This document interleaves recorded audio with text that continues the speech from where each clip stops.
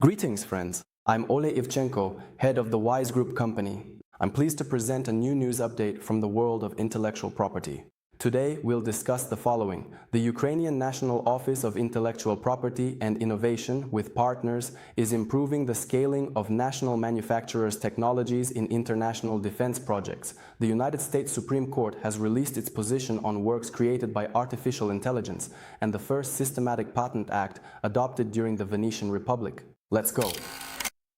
Representatives of the Ukrainian National Office of Intellectual Property and Innovation joined an event by the American Chamber of Commerce in Ukraine. The United States Embassy in Ukraine, the Ministry of Defense of Ukraine, and PricewaterhouseCoopers Ukraine also participated. The discussion focused on intellectual property protection in the defense industry, export licensing, technology rights transfers, and the risks of their use in international contracts. They also discussed IP registration practices, the impact of recent legislative changes on state business cooperation, and mechanisms to prevent unfair competition in international defense projects.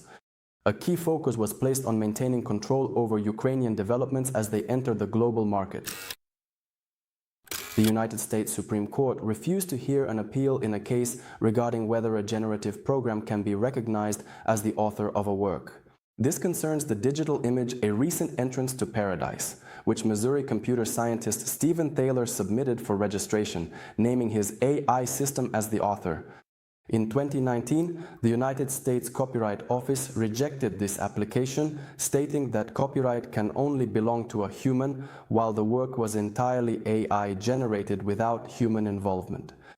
In 2023, a federal court confirmed that human creative input is a fundamental requirement for copyright recognition. Last year, an appeals court upheld this decision, and now the United States Supreme Court has also refused to review it.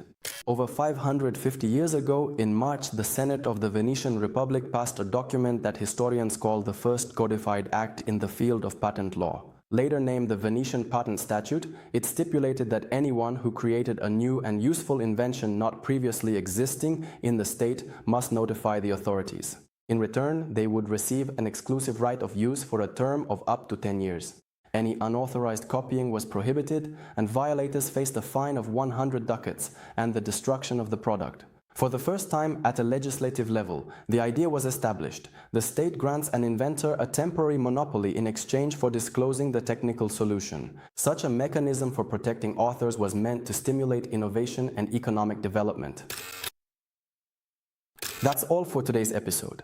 I'm Oleh Ivchenko, and the Wise Group team was with you. Thank you for following intellectual property developments with us. If this episode was helpful, please give it a like and share it with your colleagues. Be sure to subscribe to our LinkedIn newsletter and visit our corporate blog. There, we delve deeper into the practical aspects of intellectual property protection. You'll find all the links in the description below the video. See you in the next episode.